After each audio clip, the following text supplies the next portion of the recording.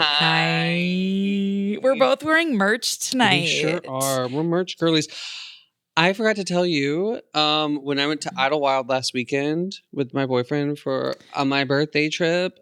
It was very cottage vibes. It was very. If you know, you know. Yeah, If you know, you know. We went to the cottage.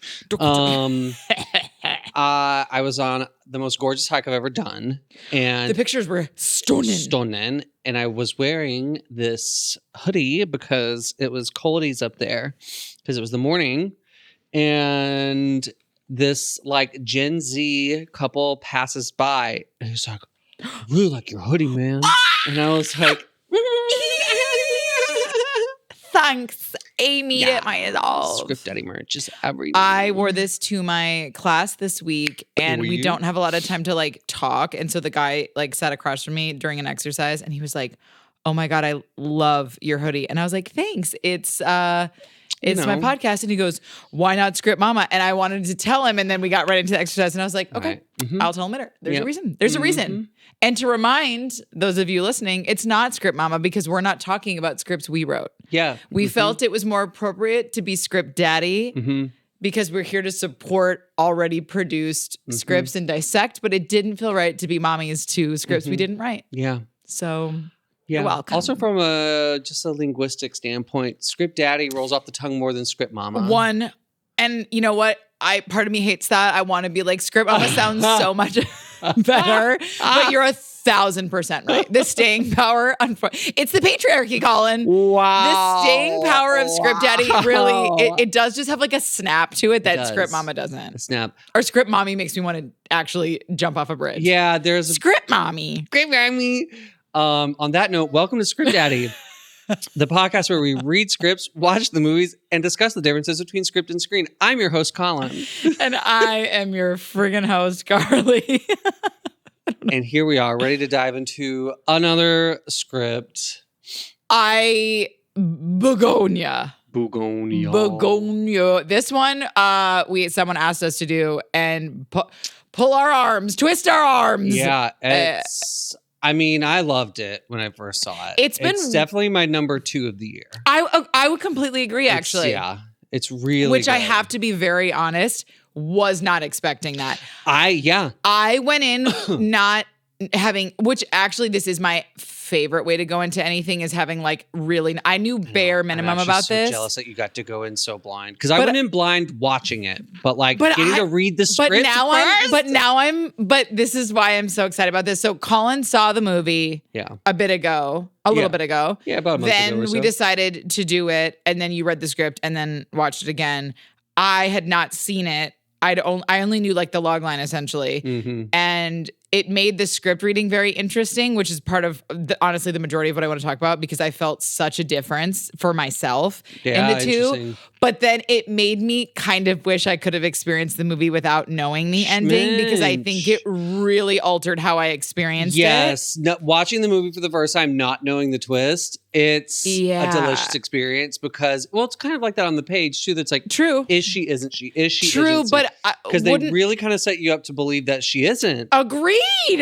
But whereas we'll get into it. Yeah, we'll get it. Ooh, I'm excited to get into it. So we are going back to I Am Deborah today because I felt that there's suffice. Her log leash is better. I think that Miss Bezos has been listening. Okay. And I think that she's been hearing the podcast and she's decided to do better with her log lines. Okay, Debbie. Yeah. Give it to us. Give it to us, Deb. 2 conspiracy-obsessed young men kidnap the high-powered CEO of a major company convinced that she's an alien intent on destroying planet Earth. Yes. Honestly, yes. Probably the best log line we've read thus far on IMDb. It's really good. It misses nothing. Sets up all the main characters right there, and you get the general premise is like that's the beauty of this is it's such a simple premise, and it's such a in terms of structuring very simple. Yes, you're in mostly one location. Yeah, and it's a dialogue, and a dialogue. Can we have a dialogue? Obsessed. But yeah, this is a death of a salesman. That was one of my favorite lines of the whole movie. Genius. This writer is on another fucking level. It's just so good. Anyway, let's get into it. I will also say that this podcast has made me appreciate on a whole other level and it has made me truly crave adapting something. I was really stoked because I thought I found a book I wanted to adapt, but then I started reading it and I was like, oh no, this book isn't what I thought it was. And it really felt very uninteresting to try to adapt it.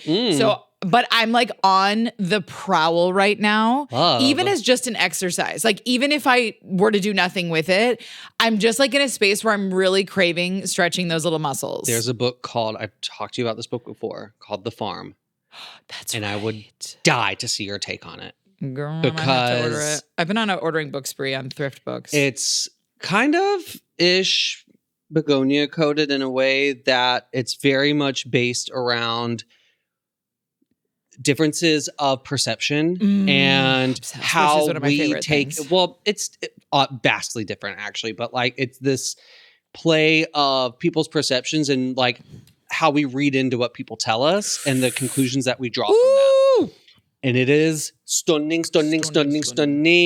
And the twist at the you gotta read it. It is fascinating. Anyway. I will. Let's get into the stats. But this was technically like this came from a previous 2003 Korean cult film, which is awesome.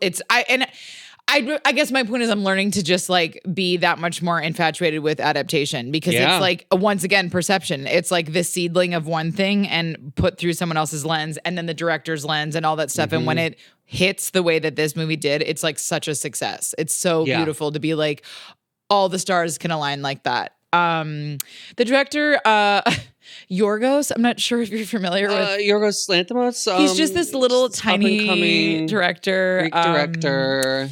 He's done this movie, The Lobster, The Killing of a Sacred Deer, Poor Things, The Favorite. The Favorite is my favorite. I haven't seen The Favorite, so I can't comment on that. I know I have to watch it. Gold. Dark, well, you know what's funny is that this movie Bugonia being categorized as comedic or a comedy felt a little weird to me. And the writer himself calls it a comedy. Which I can see. I can see-ish. It's like comedy adjacent. He is like a satirical comedic writer. That's what his roots are. But like he was describing the way he views comedy is that the beauty of comedy is when you can have an absurd setting and circumstances, but having the people in that circumstance playing it completely straight down the line. Okay, well that makes sense. So the comedy comes from the surroundings and not necessarily what's being said. But then that makes sense. Then the two kind of interplay on each other. You see it all throughout this. It's just not particularly fun. When you hear like comedy, it's not particularly. It's not a comedy. I consider it more a sci-fi psychological thriller. Absolutely. With a dark comedic edge. Comedic edge. Comedic edge. That was very Moira. Oh, I forgot the last name of the show, but R.I.P. Queen. R.I.P. Queen. Yeah, absolute queen. The writers are so the writer of the screenplay is Will Tracy, and then do you know what the pronunciation is for? Is it Zhang Jun Huan? Oh, I don't know. But it's based off his film, Save the Green Planet. Save the Green Planet. Yeah. And Will Tracy started off on Last Week Tonight with John Oliver, which I'm obsessed with. And then genius. His trajectory is amazing. Yeah, he was started off as a writer at The Onion. Then became editor-in-chief, then went to Last Week Tonight, won some Emmys there. Then he wrote The Menu. Well, he went to Succession. Well, but he'd already written The Menu. So that was really? What I heard on this interview I listened to today is he said the timing was kind of weird, that like The Menu was technically already written when he got onto Succession, but then it kind of came to be around the exact same time, but he'd already had it written. And one of my other absolute fave satirical, like dark comedies. That movie is perfect. That's already on our list. Carly and I were we have to do it. It's been on our list for a while, and then this just kind of came up because we were like, oh, it's timely, it's fun, but we were like dying. Everything this man does forward, I want to read his scripts. Executive produced Mountainhead, and I don't remember if we talked about it or not. It is a freakishly timely. I haven't heard of film. this. I'm trying to remember if it's an Apple film or not. Steve Carell. There's a lot of people actually in it. It's essentially like the top CEOs are all like bestie bros, and they meet up every year at this like a Bohemian Grove situation. No, they like meet up at one of the guys' houses, but they like meet up every year. And they're all like top earners in, big daddies. Love. And you see them essentially like pulling strings. Exactly. That's what I figured you were going with this. And it's fucked. Like it is so dark, but it is, and it's, I mean, all it really is monologue after monologue, but like so well written and like the tension. He's so fucking good, dude. Oh my God. But Will Tracy, girl, come on the pod. I want to talk to you. We would love it. We'll give you a free mug. Yeah. Or and maybe a hoodie. A hoodie. Uh-huh. One of our cool Gen Z approved hoodies. It's starring Emma Stone. Period. Jesse Plemons. Period. And Aiden Delbeze, I believe. Period. Jesse Plemons. Listen, I first want to say Emma Stone. We love her. We love her. Goddess, we love her. Goddess of goddess. But I gotta just hey, give Academy. Jesse his flowers because no one else seems to be. Snubbed for this role is insane. He's my top male performance of the year. I'm making weird guttural. I can't even find words. He is fucking so good he's good. He's truthfully good in the way he grounds the material though and adds a sincerity to it because it is that's the word. Colin, it is there. That is the word. But like you feel for him on the page, but what Jesse Plemons brings to this fucking role, it is stunning. No, I have to tell you, like, again, we'll get into it in a second, but like my experience with his character from the script to the screen was very different. Ooh. And that I would attribute all to how he played it. For sure. Now, granted, I also had to address that it was interesting the assumptions I made about these characters from just reading it and then feeling like almost smacked in the face with how different it was from like the first minute of the movie. I was like, oh, tonally, this is different than how I read it. Oh, interesting. In a gorgeous way. I mean, both were great. I liked all of it, but it was more just like kind of shocking to be like, oh, this is not tonally what I was thinking in my head, but mostly with his character. Ooh. But also a cameo from the one, the only Alicia Silverstone, bitch. Come on. I mean, get it, girl. Hearing her say it was a jarring I don't know why her saying it. I was like, don't talk about yourself that way. Alicia. I said Alicia. I meant Alicia. What is it? Alicia Silverstone? It is Alicia. Okay. Well, she says it's Alicia. So we'll take her word for it. We'll take her word for it, I guess. The cinematographer is Robbie Ryan, who does a lot of Yorgos stuff. Poor Things, The Favorite, American Honey, and Slow West. Period. So, again, also, and by the way, Robbie Ryan's freaking resume. Let me tell you, I was scrolling on IMDb for about 20 minutes, like nuts. Has worked and is that's so impressive. Obsessed. For a cinematographer. Like also the scoring of this movie. Same composer from Poor Things. This score cannot be ignored because that is also tonally what made it immediately different. Yes. Immediately so different. It's just, so I love his creative DNA that it's just so unique. So the budget was somewhere between 45 and 55 million. Oh, damn. Which is, I guess, apparently the most is the highest he's had on a film, which feels what was Poor Things? Those sets were insane. Yeah, where's my thing? It says, but it says it's the most expensive film of Yorgos. I love that. You know, they built the house. I read that and I was, Isn't that wild? I almost like didn't believe it because when I was watching, I was like, we wouldn't be able to find a house that was going to meet all the needs that we had for it, so we just decided to build it. Well, that must have been the basement and the house. That had to have been a fat part of the budget because to build. And they built that in the countryside of England, but then there are shots that are straight up in Georgia. So I didn't look up filming locations, but like it's set in Georgia. Wild. And like obviously growing up there, it's like there are shots that have to be Georgia with the kudzu and shit that you see. But anyway. The gross was 17.69 million domestically, but worldwide it was 41.9. Okay. Yeah. I'm hoping it can win some stuff at the Oscars and boost it a little bit more. It is a really good, it really does feel, it is. But it's an uncomfortable film and a lot of people are not going to like it. Well, you know what? So when I read the script, I had certain feelings. I had like some fear that came up around it. But then when I watched the movie, I felt differently. And the more I kind of like sat with like the things that were coming up, I was like, actually, if you give this story in this film like the proper time to like really dissect it, I actually think it like is a very important film. Yeah. But the easy takeaway is more concerning. Yeah. If you just look at it quickly and you don't really dig underneath, I fear that the messaging could get a little muddled. Whereas I actually think if you spend a little time with it, you realize it's not as like on the nose black and white as you could decide it was for sure without further examination. Yeah. Does that make sense? Yeah. Mm-hmm. Okay. So quick.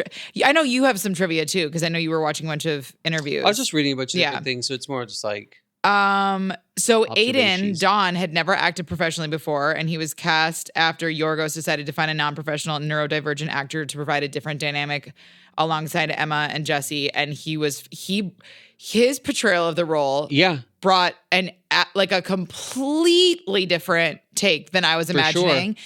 And that brought interesting dynamics to it that I think it really added to the story. Oh, for sure. It does. I was just picturing this like kind of like whatever cousin, like, whereas you want to talk, like, what was the word you used for sincere?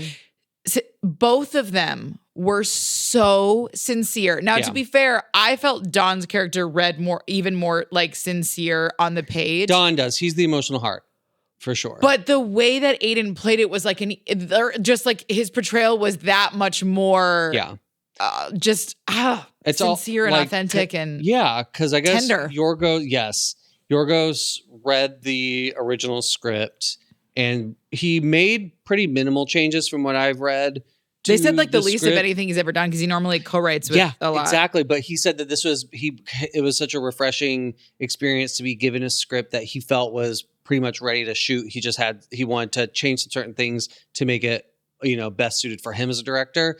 And one of those things was he said he always likes to have an actor in it that's, completely new, which fucking love. And when he read the script, more people need to do that, honestly. Yes. Especially when you have Jesse Plemons and Emma Stone. Exactly. It's like throw someone in there that we don't know. Exactly. It adds to the experience. So he read this script, and I guess Don in the OG script isn't described as being neurodivergent. And then Yorgos kind of interpreted it that way. And so it was his idea to find a neurodivergent actor. I love that.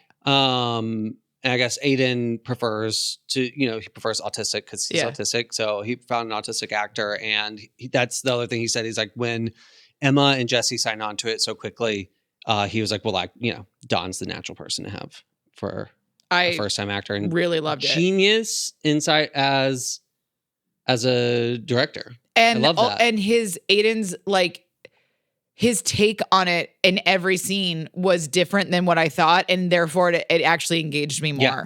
It also plays because Jesse's character is already such a morally ambiguous kind of anti-hero character. Yes. That he's so concerned with the control that the powers that be have upon his life, but then he's not aware fully, I would say, of how he is asserting that same kind of thing upon Don. Like when they're at the table and Don keeps asking, can I go to the bathroom? And he's like, no, like fucking no.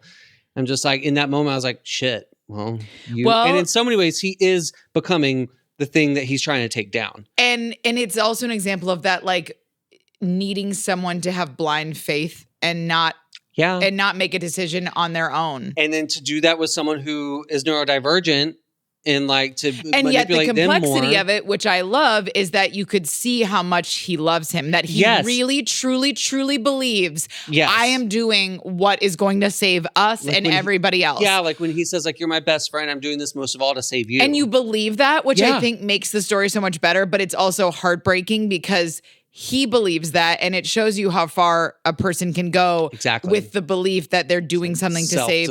Oh my God. It's like...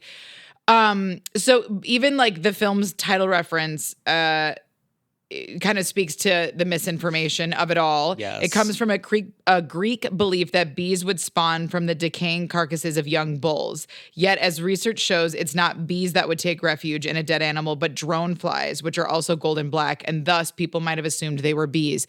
Hello? Talk about taking a name. Like, you know me, I'm a sucker for a great name, but this is like a double whammy. It's genius. Because the writer originally had it still named just as a working title, Save the Green Planet, and it was Yorgos' idea to call it Bugonia. And they were saying collaboration process is so fucking gorgeous and fascinating. So stunning. It's so stunning. But just the layers of, because I thought it was just a fun way to write the name of the flower. I hadn't done any deep diving into it, but when I read that, I was like, girl, stunning. Genius. Absolutely stunning. Let's see what else we have here. So one of the things that I took a couple quick quotes that I thought were just kind of meaningful. Will Tracy said, hopefully the movie doesn't feel prescriptive or gives off this impression that it has all the answers. I think in Teddy's case, he's someone who has created a story, which is, by the way, not entirely untrue. But I think he's someone who, like a lot of us, has not been told a better story that's true from the powers that be. Colin, I actually got chills when I read that because we talked about this the other day. Everything is storytelling. We were talking about this in reference actually to like a situation with a person. We weren't even talking about movies. We were saying like literally at the end of the day, every single thing is storytelling. Mm-hmm. You and I happen to be the most obsessed with literal purposeful storytelling, but it doesn't change the fact that when you look at life as storytelling, I just thought it was so compelling to say he's not been told a better story from the powers that be. And I think that is the moment that we are in so much right now. Because with the mistrust from the people at the very top, it leaves this huge information gap of mistrust, and then people fill in their own answers. And then when you have confirmation bias, but then also the very real world things that do turn out to be true. 1000%. Like things CIA has done and shit. Like MK Ultra was fucking real. Yeah. Like they were doing these experiments. Did it result in like psychic fucking superpower humans and shit? Like who knows? But these things happen, and the government does shady things. Totally. But I feel like insane. The hardest part about all of it is that it feels though, because our nervous systems are shot and our attention spans are shot, discernment is becoming harder and harder because what we all feel this like animalistic pull to do is to go, well, it has to be all this way or it has to be all that way, which is what I think Teddy's character is like. He is all in that he is 1,000% right. And he ends up not even he ends up being more right than we realize, but he's not even fully right. And ultimately his goal, he sabotaged actually. Exactly. He actually got in the way of what he was trying to do, which is because he was so convinced that his way was the way. Yeah. And so that's why when I was like, again, when I first read the script, I was a little bit like, ooh, because I was fearful that in the wrong viewers' eyes, who are rightfully exhausted by the world right now, scared by the world right now, would look at a movie like this and go like, okay, so I'm going to believe every conspiracy that comes my way. Yeah. And that is a fucking dangerous way to live. Yeah. That being said, absolutely, we've been exposed to the fact that there's a lot of shit going, a lot of ugly, evil fucking shit that has gone on, is all that stuff, but it doesn't change the importance of discernment. That will never stop being the central point in which we all have to come back to. Yeah. But it's really interesting. I would recommend anyone listening to the interviews with the writer, because he really made a point to say, this was not about right and left. I wanted to find extremes in viewpoints, and I wanted to put two people that normally are not having conversations in a room together and forcing them to have a conversation. Hello, potent. Yes. And I just that makes it therefore timeless. Yes. Too. Exactly. This movie is unfortunately timeless. Yeah. And I mean the general premise was created back in the early 2000s. And like the whole the general setup comes from that, but it just, and then it was written pre-pandemic like he said at the beginning of the pandemic. He read this during the pandemic, He said he started writing it while he had COVID. Isn't that insane? I'm like, he said, I wrote it in 3 weeks, which is fast for me. I'm like, 3 weeks is fast. That's really fast for a script like this. To have that amount of layers, just shows his natural talent's fucking insane. But the quote about him saying, taking two people from such different polarities, putting them into a room and then forcing them to talk, it made me think of our friend of the pod, Spade. Yes. Spade Robinson, because she talks about that with character work, how it's always interesting to see two people who have such strong beliefs to talk about the same thing from these two different point of views. And it's natural tension, natural stakes, and both persons trying to get through to the other and prove their point. And that, even further to that exact point, is Will said it was important to him that both of them were making good points. Yeah. And okay, here's another wackadoo comparison that I swear only happens on this podcast, but it made me think of Blue Valentine. Okay. Where if you really get into that movie, because I know a lot of people have big feelings about that movie, so do I, so back up. But that being said, one of the things you and I landed on when we really dove in and dissected it was that it is kind of masterful and in ping-ponging you back and forth on where you feel and how you feel with sympathy. Yeah. This movie. And it's another one that kind of leaves you to draw your own conclusions, because it doesn't even tell you if they do ultimately break up or not. And this is like, I love to see that like the ambiguity there was the point and the purpose was to get you thinking for this story to stick with you. Yeah. And it does. And it's genius. And I love that they didn't have Teddy just a small town idiot, that you're like, no, he actually was right about a lot. Yeah. And that Michelle's character, what a whopper of a character. She had to hold so many complexities because it's so clearly Emma like this. Stone. I love her. I love her too. Pass the ball to Emma. She's always going to score. Always. And she has my favorite career at the moment. She's making the coolest decisions. She does. Like she's such a fucking artist. Yeah. She was perfect for this. This is the last thing I'll quote and then we can move on. This is from Brian Young from script.com. You sent me this and I thought this was such a great quote for the pod. Like the last film by Yorgos, Poor Things, the film is fantastical and bonkers in its execution. There's something to be said for films and screenplays that lean into the fantastical, which is something we don't get enough of these days. Too often, we go too much to the realistic and forget that part of the wonder of cinema is that we can accomplish anything. We don't have to be constrained to reality. We can get wonderful films that range from The Wizard of Oz to The Substance. I loved that. And I'm saying this, and I was touched by this as a person who so often leans towards writing films that are so human and so could be to people's life that you just are a fly on the wall. Movies like this make me go like, what would it look like if I wrote something like this? Because it is still so wonderfully human. Yes. But they're biting off something so sci-fi and fantastical and out there. Yeah. It all exists. And also to put this kind of political and social commentary into the lens, taking it out of the real world, but still having it be our world, just a little bit left of center, is what allows you to kind of explore the themes and messages even more so without it just coming off as a solely political movie. Because it doesn't come off that way. It comes off as more like fascinating and intriguing than any sort of commentary, because it's not trying to make a commentary one way or the other. It just lays it out in front of you in this beautiful tapestry of contrast back and forth. Yep. And it really all comes down to the Teddy character and his layers are really, I think, the linchpin of, I completely agree, of that duality there. What was a script score? What would your script score? Score, baby. It's a 9.5 out of 10. Again, of course, typical script fashion. I went back and forth and back and forth and back and forth. Me too. But I landed at 9.5. I really, really love this film. It's not my favorite Yorgos, so that's why I didn't land at 10. But I really, really loved it. Also, the twist at the end is what made me go from really liking this film to loving it. Mm-hmm. So I think that also played into it. Anyway, I'm qualifying my answer too much. This is what I wrote after reading the script. I said, this story is so unique and singular in the way that all Yorgos Lanthimos films are.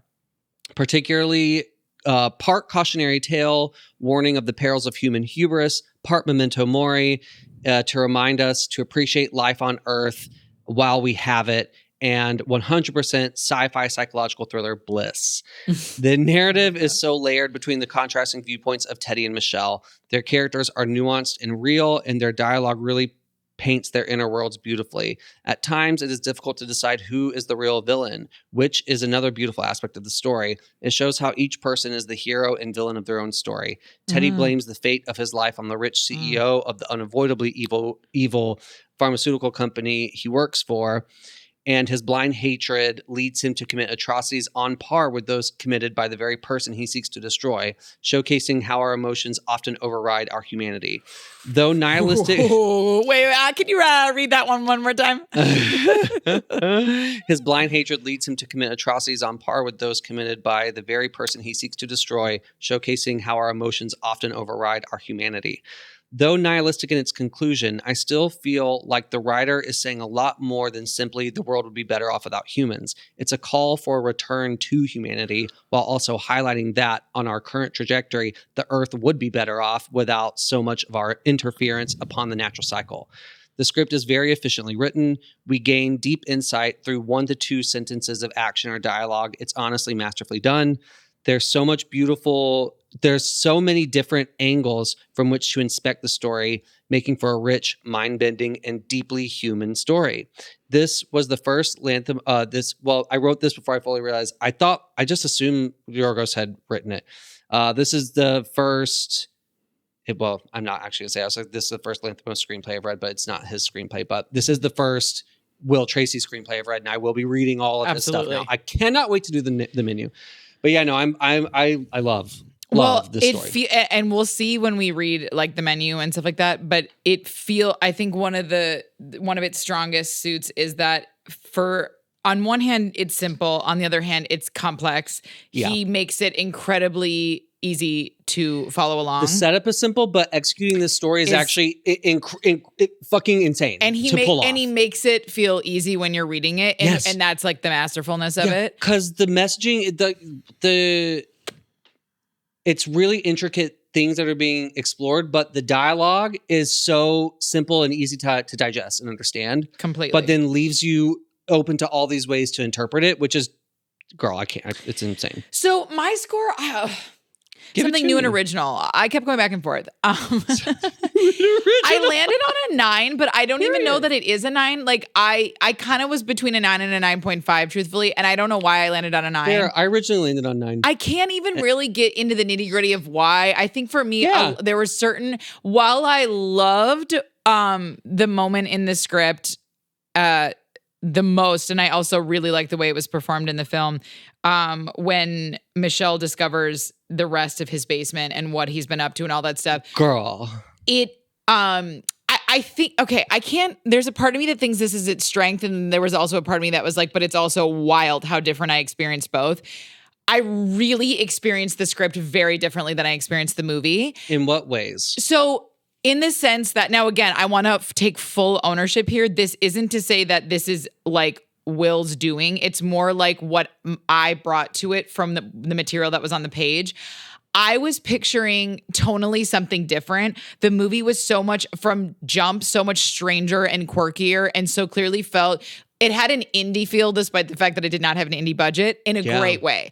Immediately, I felt this is a movie in a good way, where I was like, oh, it's going to be weird. The music, we're not hiding the fact that this is a movie, right? Yeah. But that being said, the script to me felt more grounded. I felt a little bit more like it could literally take place at my neighbor's house. And tonally, I felt like Teddy read more to me like a small town guy who's been listening to Joe Rogan too long. Yes. And therefore, I felt a little bit more judgmental towards him, and I had moments of empathy for him, specifically once they started revealing his relationship with his mom, and that was one of the only moments in the script until the very end where I was like, oh, this is different. Because when he's like, they're like, his mother is like levitating a little bit off the floor. Now, granted, it's a little bit different in the script than how they shot it. But I was like, I had a moment where that is the first time in the script where I was like, huh? Oh, this is like sci-fi-y. Other than, again, I know we're talking about aliens, but at that point, this script is written, I believe, to really try to make you think Michelle is human, and because he uses a lot of words that insinuate her being kind of scared or freaked out, and using her kind of brilliant business mind. He plays the reader in that way. He really plays the reader far more than Emma Stone's performance. You kind of get a glimpse into her inner machinations of like how she's going to get the upper hand, like to corporate dialogue her way out of this situation. She's a little bit more flustered on the page, whereas the performance, she's almost never flustered. Yeah. She's almost so fucking calm and cool that I was like, if she'd been that calm and cool without any of the descriptors, I think I would have felt like when I was reading it, I was like, they're paranoid. She's a person. Yeah. And then the levitation thing made me go, oh, maybe. And then the end I was like super excited by, but it literally felt like two completely different experiences. Because then when I watched the film, the second it started, I know this sounds like, well, duh, but I felt like, how could you not immediately believe him?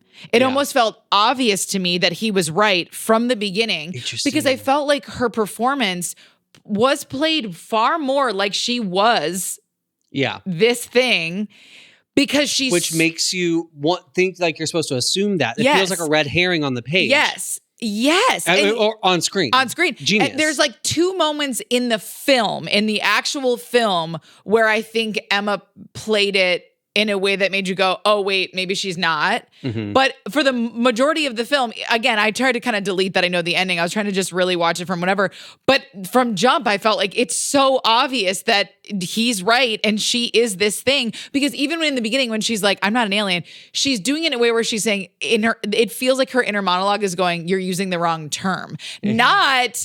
I'm not this, I'm not human. It's more just like, no, you're like, in her mind, she almost had a sly smile, like, I'm not an alien. Mm-hmm. You have the name wrong. You know what I mean? Like, that's how it felt versus I'm a person, you fucking crazy fuck. You know what I mean? So again, on one hand, you could argue that should mean the score is even higher. But on the other hand, it really was so different to me that for some reason I landed on a 9. No, I think that's completely fair. Also, a thing that was interesting, because I saw this obviously before I read it, and I when I read it this time, I kind of picked up on more of like an incel kind of feel from Teddy. Yes. But then I don't get that as much in the movie version because of Jesse's performance of it, and his physicality a little bit too. And also, I'll get into these other like different layers of him as a person, who you get to see behind a little glimpse behind the curtain of what he is in the community. Yes, which I love. Very interesting. But Will Trey, is it? What's it? Will Tracy.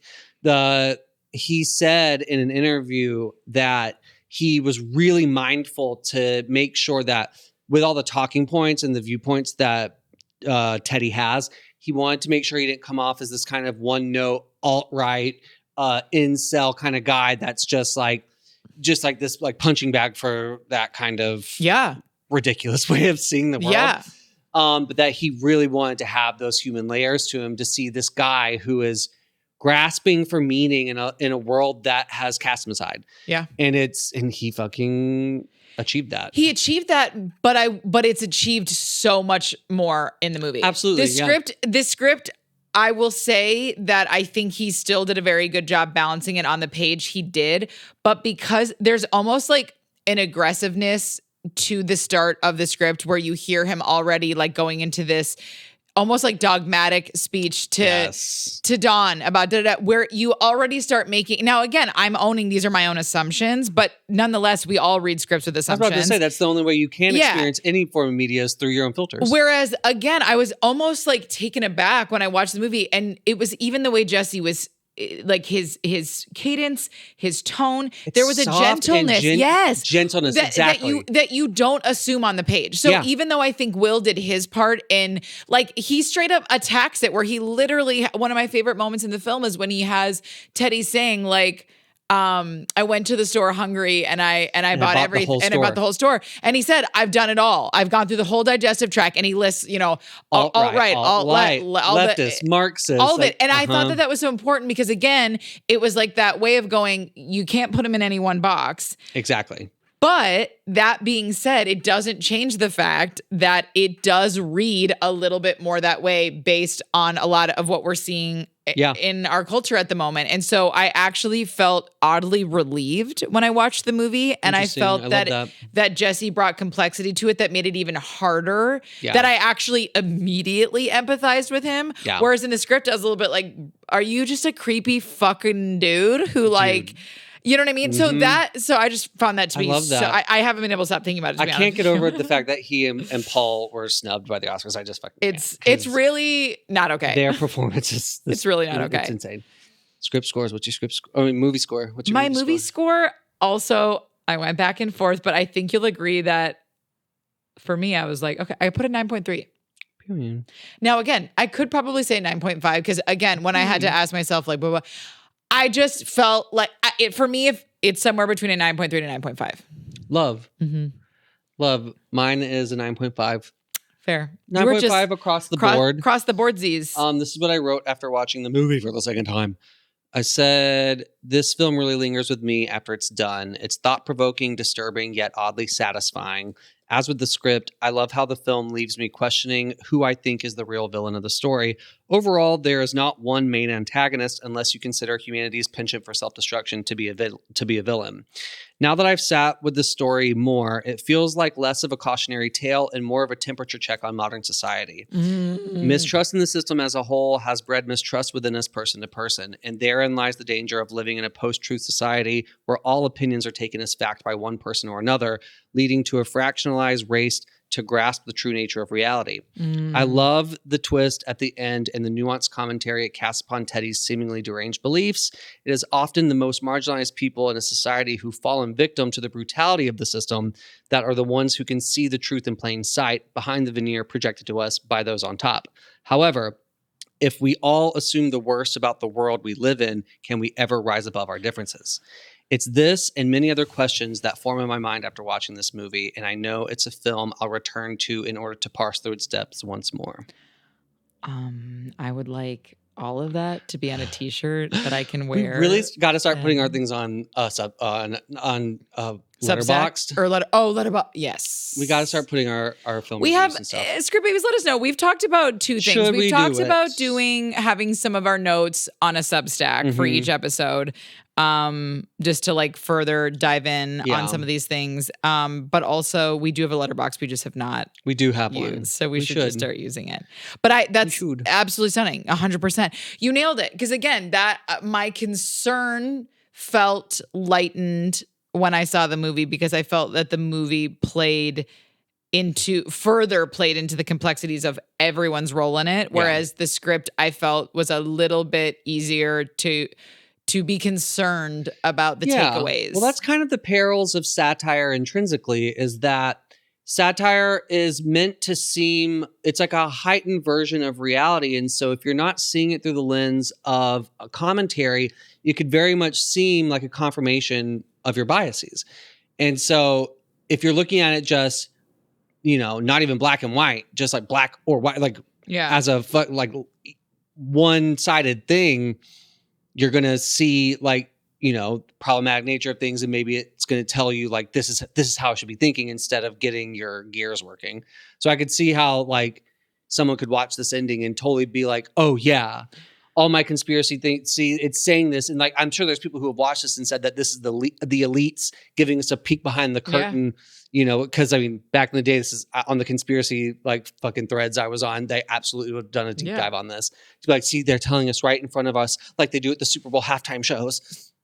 I can't. The discourse on Madonna's Super Bowl halftime show, they said it was a mass Kabbalah like ritual right in front of everybody, and that she was like cursing the nation. You mean like cabal or Kabbalah? But Kabbalah is like a very mystical, positive thing. Yeah, exactly. But she was like practiced Kabbalah, and so they were saying that this was her performing witchcraft upon society. Well, as I said to Colin, it's like my fear with all of it is, as a Jewish woman, all conspiracy theory ultimately comes back to anti-Semitism, and there are people who think they found it, got him, and it's really just like, no, babe, it's old. It's so old and so fucking tired, and honestly, in so many ways, so embarrassing that people keep coming around to this thing and acting like they figured it all out. But I also recognize that there are so many awful things going on in the world that it will never stop being tempting to want to point the finger and say this or these people are the reason why. And yet again, there is no path forward. Everyone wants that magic bullet that says to the point where the world is the way it is. And I feel like this movie, like to take your culpability out of yourself, to have to fucking see things objectively and with care. Yeah.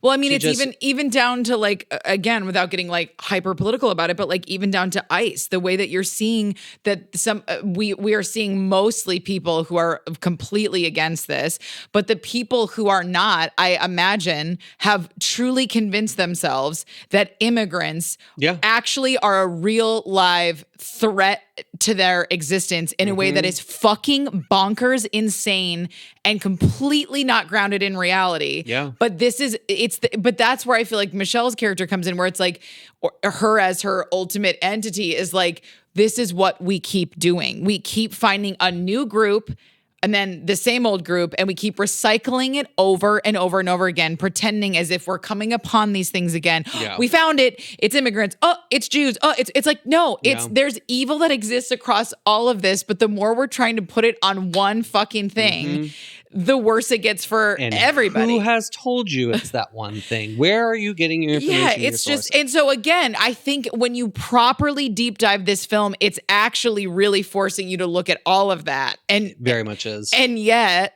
discernment is not at the core of most people right now, because we're all fucking exhausted and scared and there's a lot going on.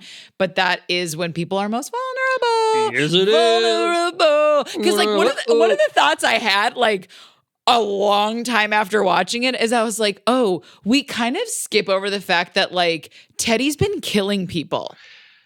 Yeah. We don't ever really like dive in. It's kind of skipped over very quickly because we're at the point in the film where like everything's picking up, and then it's kind of more juicy that all of a sudden this man is deranged. He's not completely wrong, but he's not completely right. And he ultimately killed a lot of innocent people. Yep. And even though he found 2 of the aliens or whatever, like when she says how many were, I'm forgetting the term. How many were Andromedans? Yeah. And he says 2, but you're like, so that means you killed a lot of people and tortured a lot of people who were not. Yeah. You see 2 different people's heads in jars. You see hands, you see body parts. Then you have the whole binder that she goes through. Yeah. And then there's a body currently on the table wrapped up, and like this man has been, and that's another beautiful was weird, but like that's another really great runner in the dialogue. Is there's watching it again after reading the script, there are so many times that Teddy references a legacy of him doing this, of his experimentations, and a history of it. And the most obvious one is when he says he's electrocuting her, and he's like, no one's ever taken that much before. Which when you first read it, before. Yeah, but when you're reading it, or when I was reading, when I had no idea what the story was, when I was reading it, I'm just going like psychosis. I'm not going, oh, that means he's done this to a bunch of other people. Do you know what I'm saying? But then in the movie, I'm like, early on when he says, you're lucky that I'm not fucking gutting you right now. And it's like, because he's done that. There's all these different times that in different ways he alludes to what he's been doing, and it's and how quickly you become the thing you hate. Because again, exactly. It's like, I think that part of its genius is showing that this didn't come from nowhere. He watched his mother go through this horrendous thing, and they insinuate she was a drug user, right? Yes. And that this was meant to help with that, She was and then it turned into an opioid addict, and then she did this experimental trial for this drug that made things worse and ultimately left her in a coma. That's the other thing of like how she even says it in her monologue when we have the first flashback. It says like they create the problem and they also sell you the cure. And like that's pharmaceuticals wrapped up in a nutshell with the opioid crisis. They created this. They paid doctors to push these medications and said they were totally fine. So they just keep people on it. But then you're the problem for being addicted to these substances that they pushed on your throat. And it's kind of how these systems create the very thing that they then go and demonize. And that was one of my big takeaways too from this, was that like, yeah, he's awful what he's done, but also they kind of created this. Yes, it's his choice to take it that far, but like, this is a man who's been brutalized and traumatized over and over by various systems that are in place. Like, you even have, like the pedophilia in it. Which again, one of the things I felt, babies, that is a big takeaway from this is another great. We've had I'm not remembering right off the top of my head the last time we said this, but I know it was recent. This script and movie is both a masterclass in what is shared and what is not shared. Yes. They come right up against it so many times. Yeah. In this film, while still saying so much. But I was kind of like very impressed with how they handled that, because you really, I felt the discomfort so much on the page, and you feel it in the movie. Yeah. But I also felt Teddy's complete preoccupation with what was going on makes him not, you would normally expect someone in a moment like that, when a babysitter who is kind of semi-owning what they did, and needing but to almost in this lascivious, it felt lascivious in this way that he's trying to judge, like, if he'd be open to something new now. Well, because when the first scene that he is in the film, again, didn't pick up on this. It didn't read that way to me at all in the script, but in the film, the way the actor plays it, he is checking him out the whole scene when he pulls him over and is like, where in the script, he's not. It feels like someone who just feels bad for an old friend that they had. And then when you get down to it and he starts saying this stuff, you're like, oh, ew, what? Like, oh, God. But it's more shocking. Whereas in the movie, you already are like, there is something weird going on here. But that's not what this movie's about. This is just one further step as to what this fucking guy has been through. Another, like, but the theme of, like, abusive power and control dynamics. And at first, it felt like, because I remember when I first watched it, I was kind of like, this feels a little too leading. Like, what's the kind of point for this? But at what point did you feel that way? Early on, when they start insinuating it, and I was like, what does pedophilia really have to do with this? But then, like, the way they wrap it up and how they don't ever fully go into details with it, which I loved, it is there to show this is just another piece of the puzzle that has unraveled this man's mind. And I guess in the original script, Will Tracy did straight up say what happened to him, but it was Yorgos' idea to make it more ambiguous, which plays into the ambiguity of the whole narrative. I agree. And I also think too, like, what grounds this story so much is the kind of realness that is with throughout it. And I hate this, but I do think that if someone were to kind of halfway own a thing that happened like that, it feels like they would do it in that way a lot more than they would fully call out with the words what they did. It felt so much more unfortunately realistic that you would have someone who's just kind of like, it's kind of been gnawing at me and I just kind of want to eat some cake and tell you I feel pretty bad about that. And I didn't even really like that. And I sure haven't done it again. And it felt real in that way. Whereas I think if they would have made too much of a calling it out, it would have taken you out. It would have. It would have placed kind of the perspective more on that. And you would have given us something more concrete to kind of justify Teddy's actions with. And what's interesting too is Jesse plays it so preoccupied because obviously the most important thing to him in that moment is who's downstairs and what's going on. Exactly, yeah. But then the way he snaps and absolutely fucking kills this man brutally also shows though that the repression of the more you repress the things that have happened to you. Yep. And because you kind of get this impression from Teddy on one hand that like, because again, they don't really dive into it on Teddy's end. We only really kind of hear about it through the cop. Yeah. That's the first moment you acknowledge, yes, it's partially in reaction to they heard a gunshot and he's like, no way is this fucking guy going to get in the way. But at the same time, like he brutally kills him in a way that goes like, oh yeah, there it is. Yep. There's the part of you that is fucking ready to go pop. Because we also build up to that moment. Yes, throughout we do. it. Like he even says on the page, like there's a moment where he kind of has this flash of rage towards her in the first scene in the basement when he has her there, and then later on he like smashes that chair and throws it across the room and everything. It's building and building to that fever pitch of a fucking climax. It's insane.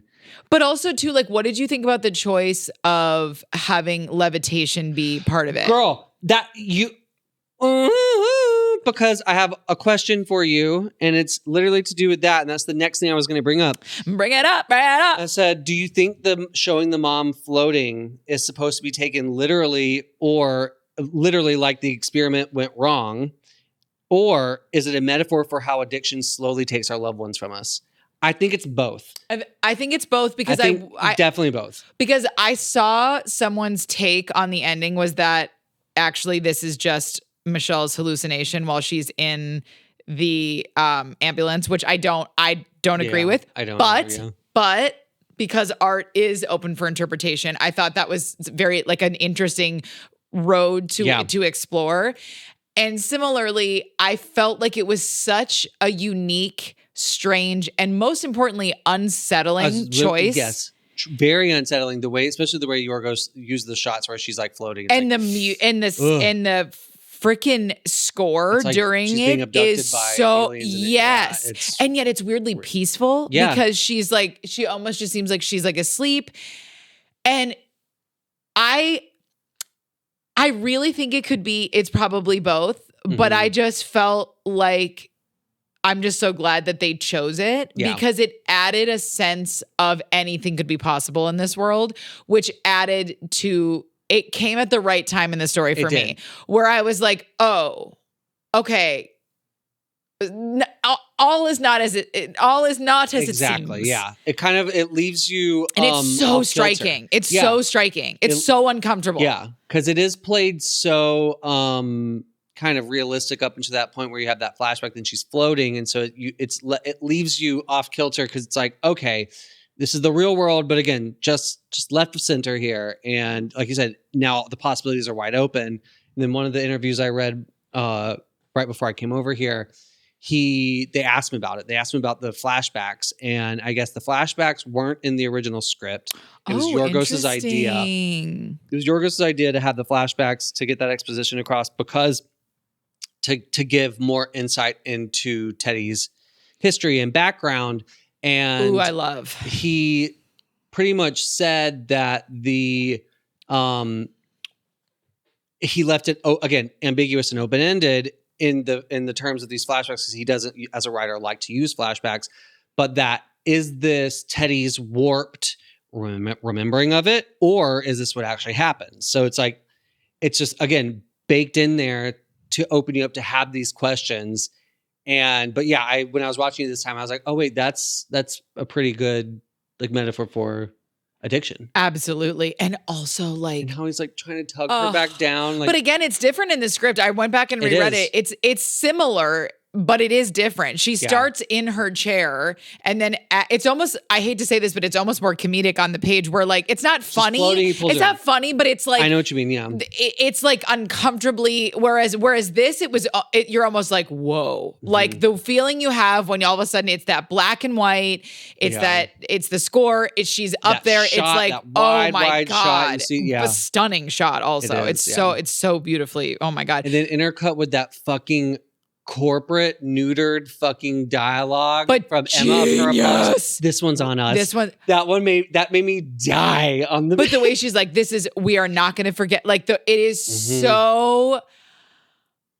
That's one of my favorite thing about because it's on the page, but like seeing it performed through the Emma sunglasses Stone. Too. Yes. I love how her corporate training is always front and center with her dialogue because that's her safe distance from reality, and her impact upon it is that she can speak in this, yes, like very. Do you feel that she's ever telling the truth to him in the sense of like at the dinner scene when she's finally pushed to her edge and she goes for it and she's like, this is about your mom. And he's like, no, it's not. And then she starts kind of going into, I let myself get too wrapped up in all of it. Do you think any part of her, do you think she's ever honest with him? Other than when I've wondered that, I think yes, but in the sense that it's still like, if that is her truth, it's still manipulative. Yeah. Where it's like, this is the time to play that hand. Yes. Everything's a chess game for her.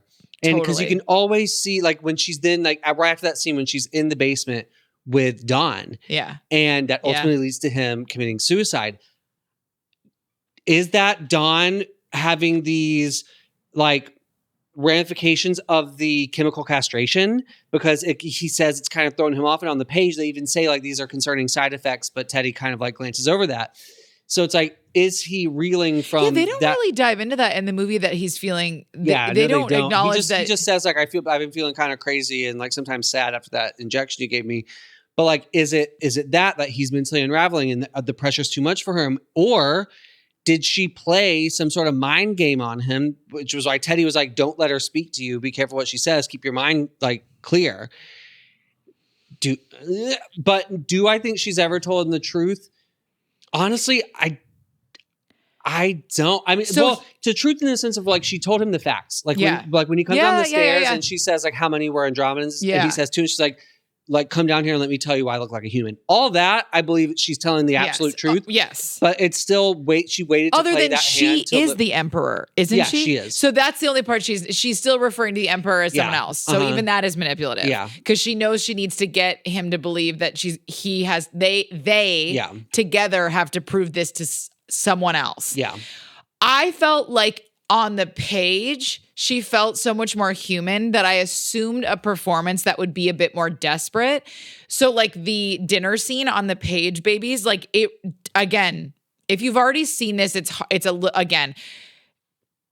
is the weirdness of it because I read it completely open. I had no idea. So to me, when I read the dinner scene, I imagined those moments where she's saying all these things to him performed a little more emotional, but she does not perform it emotional at all.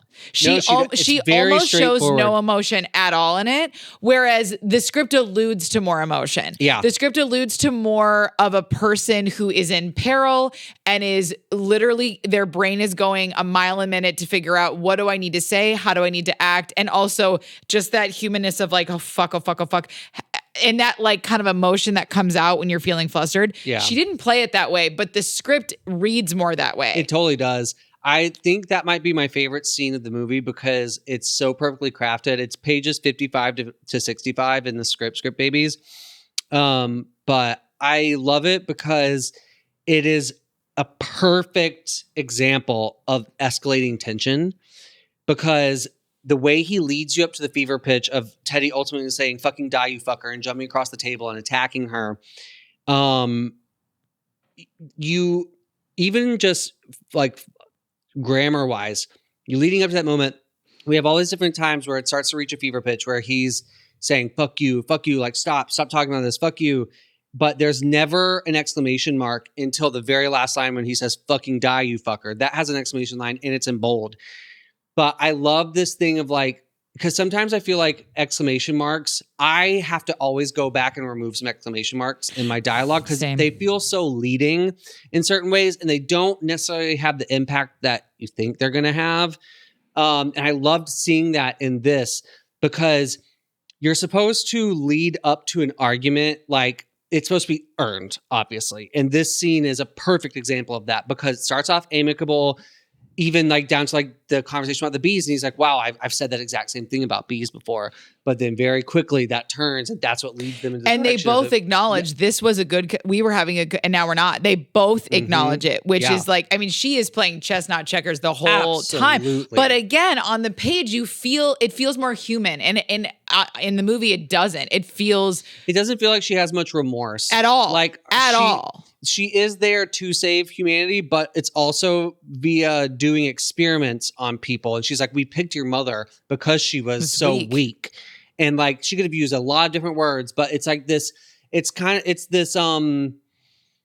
this out of touch, kind of way of viewing things. So like that people do to like, so he does it too. This is mirrored in Teddy, this way of othering someone so that your emotions don't become implicated in what your actions are doing. Cause he's always calling her it and referring to her as it. Yep. But then like we are supposed to sympathize with her. But then when we see the ultimate thing that she is what he said she was, there's also a callousness almost with her that yes, they're trying to save humanity from themselves, from their self-destructive nature, but you also created humanity and you set up circumstances to lead to this point.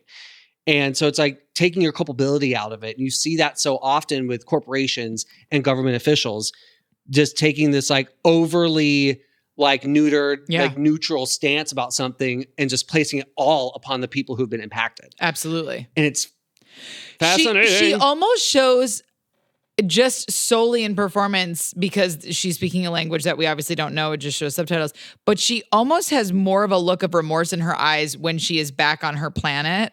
Yes. Than she's she sad ever does. Like she's actually, she does seem remorseful and sad about what they have to do, which I loved. I loved that, like, while she was there, she was still in such, like, I will win. And when she, I mean, hell, when she's sitting on top of him and she says, I'm a winner and you're a loser. And that's how life is. Yeah. It almost feels like she is stripped of, I mean, I don't know what this means. I was gonna say she's almost stripped of some of her humanness and goes to this other thing where all of a sudden you're like, oh yeah, she is sad. She actually is sad that this is the way that it's going, but you never get that from her. Yeah. For us, even when Don kills himself, she's more annoyed. You know, she's more like annoyed by it than has any ounce of remorse or compassion for it. Which is so interesting. Okay, do you want to get in? I know neither of us have a ton of page notes. Let's get to some script notes. I have just a lot while we're talking about this dinner scene too, I have another one on page 56 from the dinner scene. I said it's great to get another glimpse into Teddy's psyche with this line of dialogue that he says to her. It says, "Truth is, we'll never make progress here unless we can speak eyeball to eyeball as the most evolved examples of our respective species." It said, "It makes me think of the QAnon and MAGA conspiracy theorists. They think they're the most in the know and everyone else are just sheeple." And it's just like, he's so convinced that he is this most evolved, most, informed version of humanity.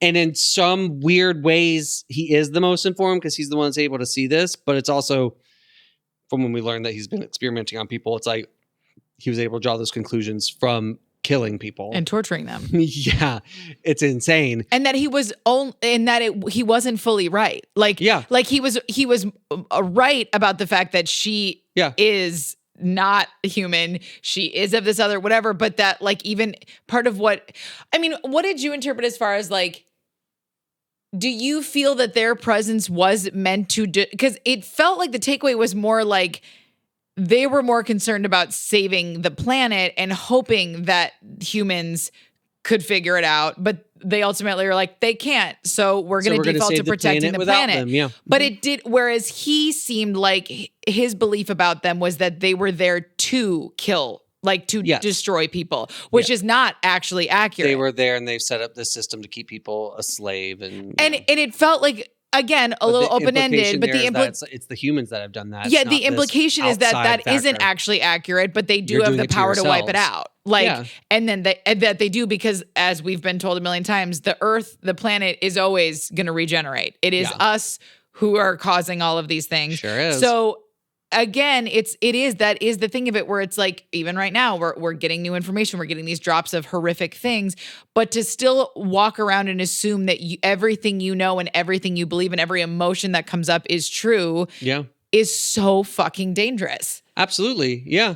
And then also that he's right there at the point of, like, if he could only just see his point from a standpoint of, like, applying this human to human, where he says, the truth is, we'll never be able to make progress here unless we can speak eyeball to eyeball as the most evolved examples of our respective species. Until we as humans can see each other. Yes. But that evolved perspective of, like, we're all here the same, connected together. We all have an impact. The same. We all have an impact on each other, unless we can sit here and speak to each other as human to human instead of Republican versus Democrat, Christian versus Muslim, whatever versus whatever. Well, and we're never going to be able to get anywhere as long as we keep putting ourselves in these fucking silos and seeing each other as and the crazy enemies. part is, like, there are obviously certain belief systems people hold that are so dangerous for other people's existence, and that obviously can make certain conversations very difficult. That exists, but what I'm more concerned about is that people, more than ever, the tribalism going on more than ever, where people are casting other people out for small opinions, for actually not, like, super crazy destructive. It's more like someone just having a nuanced thought on a thing, not, again, personhood or dangerous. I'm talking like it does feel like we're in this place where it's like where there's a weird reaction to like now someone can literally just have a slightly different opinion on something. Yeah. And it's enough for somebody to be like, fuck you then, dunzo. And it's like, that's the part that scares me the most is I'm like, I understand having some hesitation to go head to head with people who believe things that would ultimately result in your own death or lack of safety. But when you're casting out that type of thing towards someone who just has a slightly different opinion about something that isn't life or death, that's where I'm like, what the fuck? It's wild, dude. So yeah, this movie is an examination of that. Obviously, we're in their circumstances, they are talking about life or death, but he's not realizing that he's actually pushing her further towards the absolute demise of everybody. Yep. And it's his fault that everyone dies, essentially, ultimately. So page 3, I just thought there was a lot of really gorgeous quick descriptions in this that I just highlighted. That's honestly a lot of what mine were, is just like quick highlights of just like, yum. Page 3, Michelle gets up. Her bedroom is modern, moneyed, beautiful, if a little cold, a bit like her. Again, we're not reinventing the wheel here, but it's just a great example of how like fluid and easy and yet totally informative Will is as a writer. He's so effective and concise. Dude, absolutely. Because I have one on page 1 and one on page 3, and they're both examples of giving us a lot about a character and getting our imaginations going and assuming and engaging our assumptions about these characters too. So on page 1 in Teddy's voiceover, which also in the original script, he had just a scene of Teddy and Don talking through their plans and getting things together. And then it cut from there to seeing Michelle getting ready. And it was Yorgos' idea to intercut between the two. So good. It's one of my notes is that the structuring of the beginning, the first 6 pages, it sets the tone, sets the pace.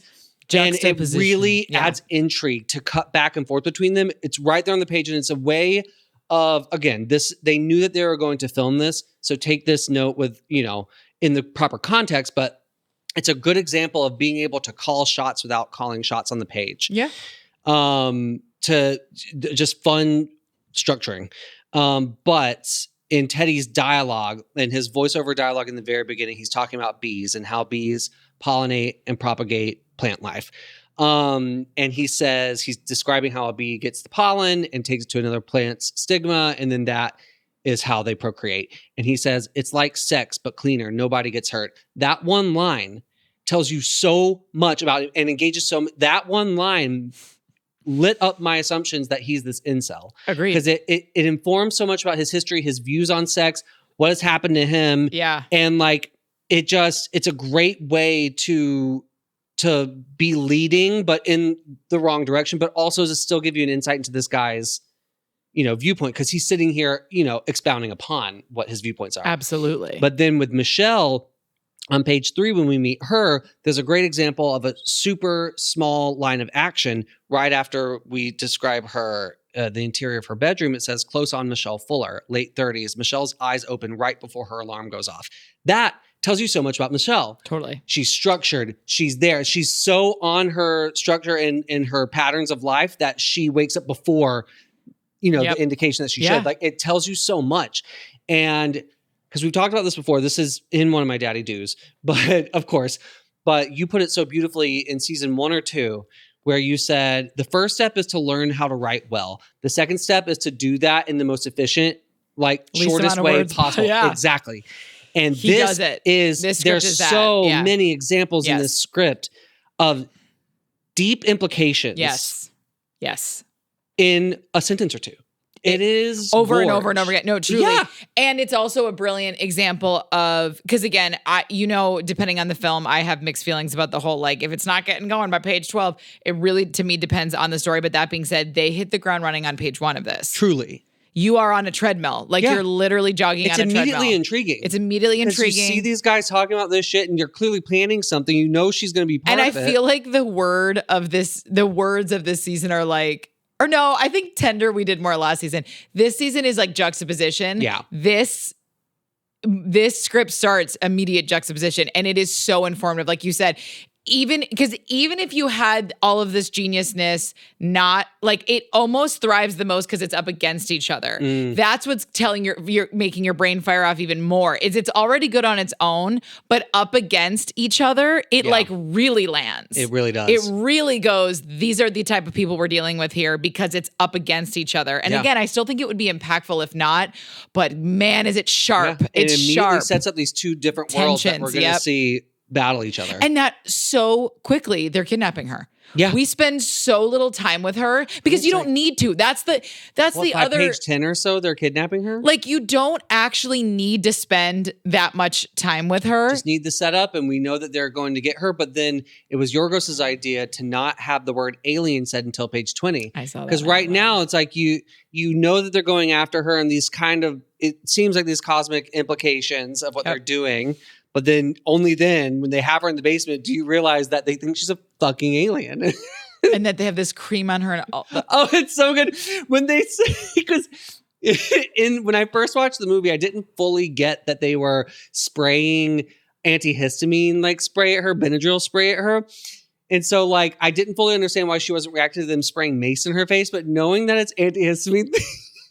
But the genius of like one of the first things that said at the end when she's on the other planet is like, why couldn't you cut? And she's like, well, I couldn't contact you with the hair. I was and he was right about these different things. And I was like, I actually loved that. I loved it. Because it felt so insane that it was like, that would be one of the details he got right was the hair. Exactly. Cannot. What's your next page note? Page 10. Okay, go ahead. I said another great and subtle way to indicate history, motivations, and world building all rolled up into 2 sentences of dialogue from Dawn. Teddy, so you excited to be free? What does it feel like? What does free feel like to you, Cuzzy? Dawn, I guess it feels like when we were little, when everyone was still here before things got bad. I said, from that tiny exchange, we gain the knowledge that these two are alone. They're all each other has, which heightens stakes and urgency, but also helps build a sense of endearing towards them. The script is telling so much with so little. And just that, because you are wondering, like, are they friends, whatever, what's this dynamic here? But then you see their family, something obviously bad has really happened. It's just them two left. And that these are like the marginalized of the marginalized. And we don't really get into it either. No. Which is once again the kind of it's an intriguing development. Instead of being, it's not lazy. It's not lazy at all. It's so concise and it's so airtight where you're like, we learn through the cop that the dad left early, never came back. He wouldn't even recognize him. Okay, so that answers that. We know where his mom is. We don't know the full story with Dawn. We don't need to. Yeah, exactly. It's not actually relevant to the story. All we need to know is that something did happen that would further his inclination to follow whatever Teddy says because he has a pain point too. Yeah. You know? And so this, I really honestly, like, my Daddy Do in the Wild is like really, really going through your script and asking yourself, like, what can be taken out and like what is that puzzle piece thing here? Like what is important and indicating without being spot on the nose, and also like where you pull back. Exactly. And there's again, as you said, there's so many examples of this throughout it. Like on my next one is on page 13, and it's in reference to the "you can go home at 5:30" monologue that she has, which is absolutely fucking brilliant. Good. It's so good the way it's written. It's so good the way she performed it. But like I said, it's this great encapsulation of a like corporate reaction to obviously being spanked for something that went wrong with people being overworked. You don't need to know what it is, but it tells you all about the culture of this place. Yes. Like how they're dealing with it, and kind of this way of like, this is for you. When she walks out and tells the valet, hey, so it's 5:30, so like you can go, like totally up to you, it's your call. Like this is the CEO of this company telling the valet, your call. And then on the page it says, it very much feels like this is not his call. Yes. Yes. Do you know what's funny is the script I think was like more obviously funny. Yes. Yes. There's more obviously comedic and they beats. They cut out more from the script to screen than I fully realized. Yeah, like Teddy has like a female older coworker that that we see even more. Tina. We see even more of like a charming. Their interactions are really sweet. Yeah, he's them. very protective of her. He's very that it had to have been a timing thing because I don't think it hurt in any way that to see once again that he in his community is seen as someone who looks out for other people, is, it's great caring. too, because up until that scene comes in on page 36, and up to that point we've seen them kidnap her. They've cut off her hair. She's in a very real fucking life or death situation here that anyone can put themselves in their shoes and feel like empathy and sympathy towards her. Absolutely. Like, that's terrifying. Yeah. And so it's easy to then see Teddy as this misguided idiot, like scary guy, like misguided idiot incel, scary. And then we have this scene of him at work where he's bringing honey for people to use on their toast. He's checking with Tina, asking her, like, how's your, like, well, she says my hand, so, but he asks her, like, how's your hand doing? And he's like, you need to file that with OSHA. Like, he wants the best for people. And you see, like, the way it's written on the page, you get this sense that, like, he is liked at work by the people who know him. Which in some ways actually makes it scarier. Because like we've talked about this before, where it's like a lot of times it is that thing where it's like you don't know who people are behind closed doors so often. Yeah. But I think for the sake of this story, it's more compelling to see that he is a man of multitudes. That. Yeah. That he is does important. Mean well. He's just been so deluded that he's going about these horrible means to an end that, are his assumptions. And also I think too, if it comes back to, if you allow yourself to believe that someone isn't human, you're probably willing to do a lot more than if you do. And that has shown historically throughout time. Well, yeah. And it's like, again, this story, the beep boop of it is he ends up being right, but he's wrong about what would have survival and what would be extinction. Yeah. So again, not human, but he is completely wrong about, so it's so. We also see that in history where it's like these horrible things that have been committed throughout history. Like, the way to get people to commit those is them. To other them. Like, 100%. I mean, the person can't see them as people. Otherwise, you're going to be horrified by what you're doing to another person. 100. So that, again, that's what I think is so interesting about this fucking film, is that he, to his colleagues who are humans, endless empathy, endless compassion, wants the best for them, but then is also willing to risk, to some degree, he might not see it as a risk, torturing and killing people to figure out if they are not human. Exactly. Willing to go there and try that. And then have even decided that even if they aren't human, they still deserve to die for this greater belief that you have. Because then it's like, even take human out of it. Like, I'm such an animal. I'm a fucking vegan. You know what I mean? Like, I don't even take human out of it. Like, animals, you know what I mean? Whatever, that even for him, it's like another species doesn't deserve to live then either. Yeah. But he ultimately believes that people do, but not some people. It's so, It is. It is absolutely It's one of the other absolutely gorgeous, stunning, quick descriptions was page 11. Teddy gazes at the stars with the look of a crazed and glorious hope. He's no madman. He's a believer. He wants to be a hero. Yeah. He's painted himself as the hero of humanity. He says that over and over. Deep. I literally read that and I was a read. But also, like, it's, as you just said previously, it's so informative. It's so informative with such few words to say, he's no madman. He's a believer. He wants to be a hero. Yeah. That you could literally dwindle his entire character down to that. Yeah, absolutely. Yeah. And in her way, she wants to be a hero too. She thinks she's being a hero, that she's here to save save humanity, but like from a completely callous way of doing it. That's devoid of humanity. What's your next page note? Page 50. Okay, I have a quick one on page 22. Again, tiny but sweet. They put on ill-fitted suits, bargain brand. This is their idea of dressed up, like high school kids in a debate tournament. Obsessed. It even gives you the feeling. Yeah, it does. Again, guys, when you can do a quick description that also elicits a feeling, we've talked about this many a time. Oh my God. Yeah. Or a smell or a whatever. Exactly, you know what I mean? yeah. Like, it doesn't always have to be a feeling, but and again, this is the craft of it all.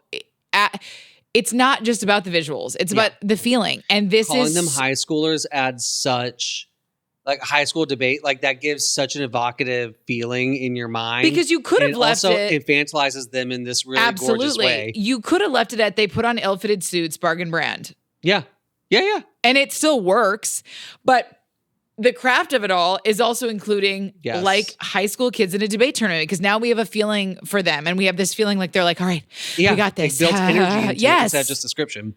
The only other thing I have before that is page 43. Michelle, please, can we have a dialogue? Teddy, don't call it a dialogue. This isn't Death of a Salesman, bitch. Does he say bitch in the movie? Doesn't say bitch, and I love that. I actually love that too. I feel like they were very conscious because the writer does say he knew, like, because in the Korean movie, it's a male CEO that they steal. And I think it's so interesting that they gender decided, flipping it, he was saying like he had to address the obvious implications that this is a very different situation for a woman to be taken by two men and locked up in a basement. And that's why he wanted to subvert by castrating them. Yeah, exactly. Which genius. Is genius. And then I think it's even better to take the bitch out of it because he's not demeaning her as a woman. But it also shows you why the script reads more the way that it does. Because further to what we were saying, the word bitch has a feeling and has an indication to it. Definitely does. Specifically out of an angry man. Yes. If a girl says that to another girl, different feeling, different context. Yep.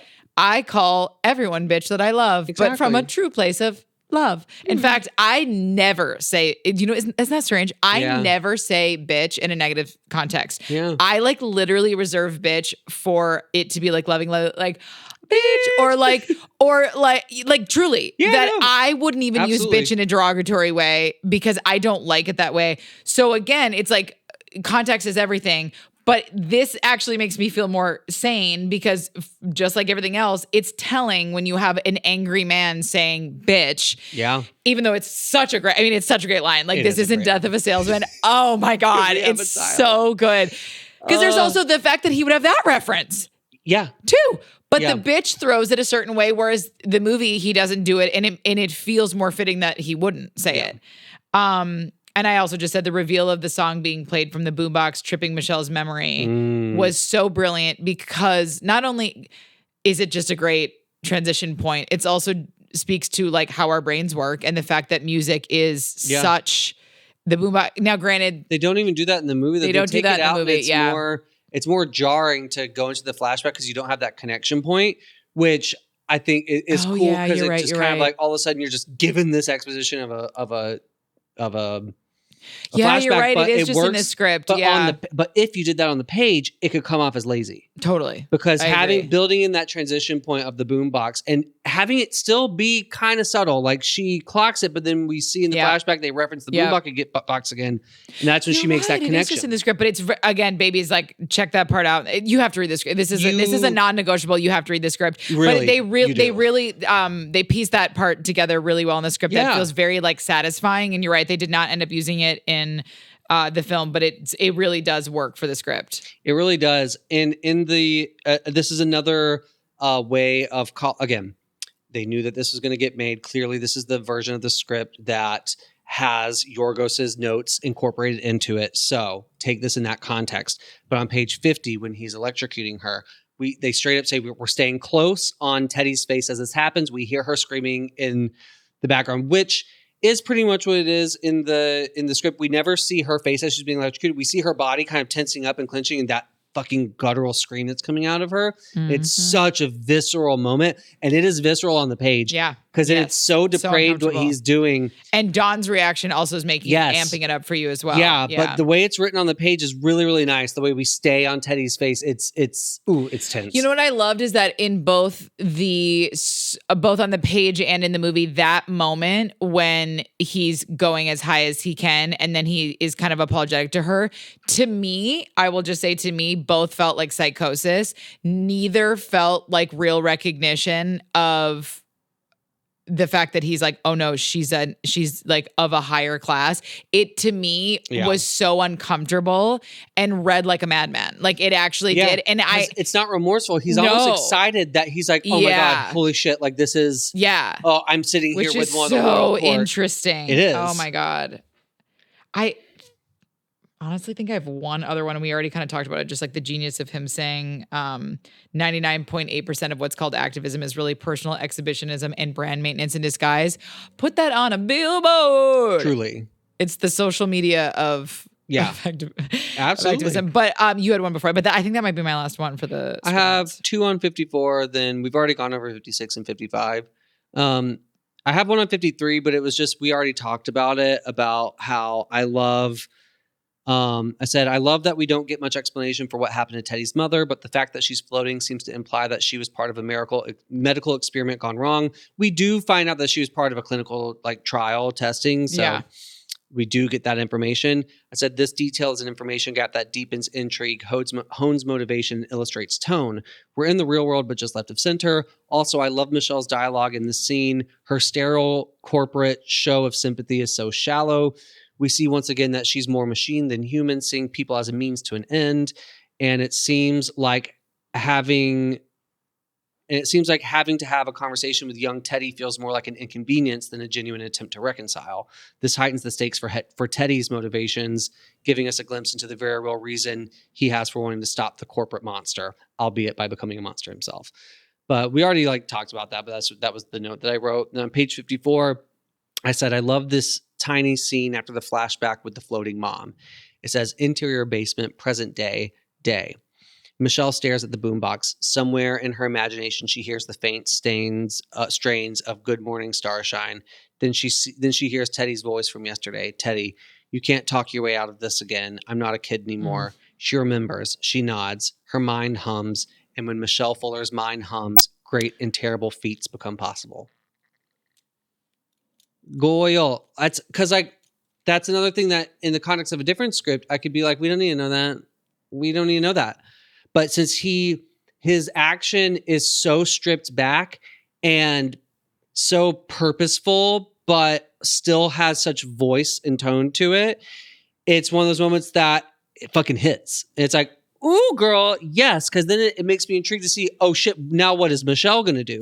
Now that she has this information that she's like, oh, there's a personal connection there that she can fucking exploit. And it's kind of leading. And again, I think that's an interesting thing to explore is how they're comfortable leading you on the page to feel more that they're purposely trying to make you go, I feel like she's human. Because there's even a part when she discovers, the rest of his basement, when it says she knows she's about to give the performance of a lifetime. It's not played like that at all. No, it's not. When we cut to Michelle, when he comes down those stairs, she's pissed. She's pissed and in full control.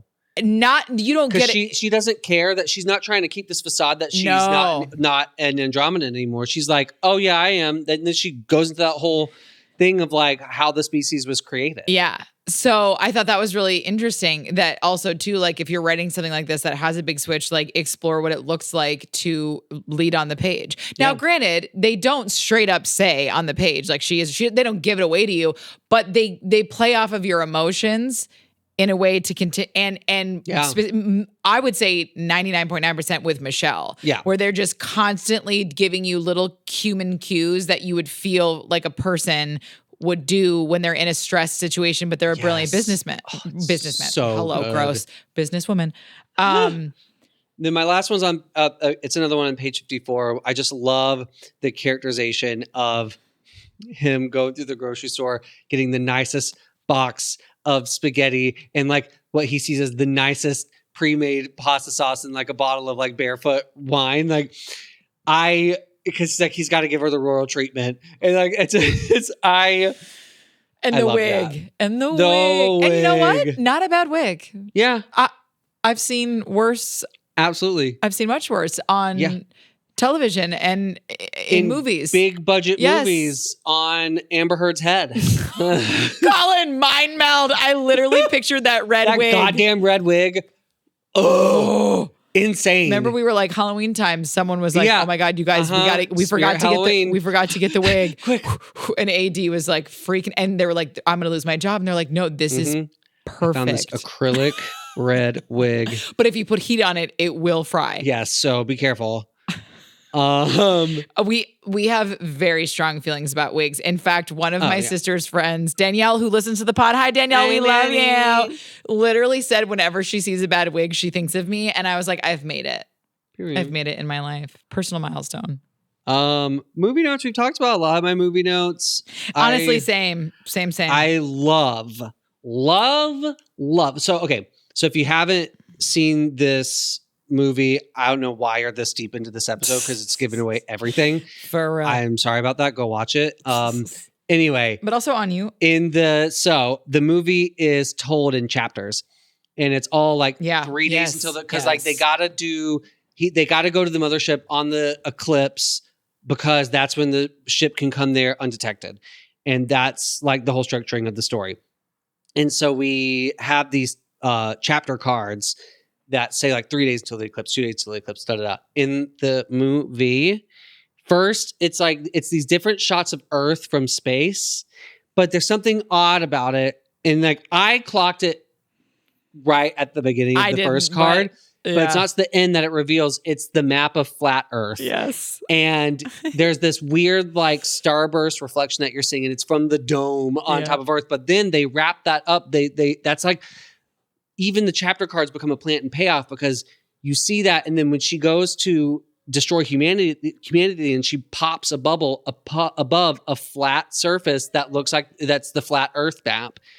And that's how they see humanity. And like, it's crazy. It's so good because it plays into the conspiracy theory of it all and everything. It's just like, whew. I had a job once where one of my coworkers was a flat earther, and boy, oh boy, was that an interesting thing to take in.